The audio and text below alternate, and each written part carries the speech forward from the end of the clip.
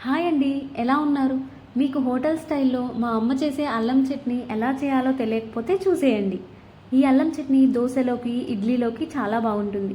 ఒక కంటైనర్‌లో స్టోర్ చేసి పెట్టుకుంటే 1 వీక్ వరకు ఉంటుంది. టేస్ట్ అయితే ఏమీ చేంజ్ అవ్వదు. సూపర్బ్‌గా ఉంటుంది.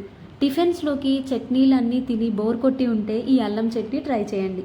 దీనికి కావాల్సినవి 2 స్పూన్స్ ఆయిల్, 7 పచ్చిమిర్చి, 4 స్పూన్లు ధనియాలు, 1 స్పూన్ జీరా, హాఫ్ స్పూన్ మెంతులు, 1 స్పూన్ తిరుమాత గింజలు, చిటికెడు పసుపు, హాఫ్ కప్ అల్లం, 2 రెమ్మల కరివేపాకు, 6-7 వెల్లుల్లి రెబ్బలు. వీటన్నిటిని గ్రైండ్ చేసుకోవాలి.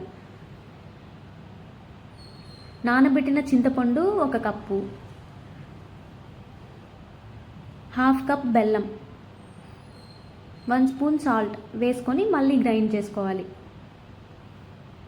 తరువాత తిరుమాత పెట్టేసుకోవడమే. అంతే, అమ్మ చేతి అల్లం చట్నీ రెడీ.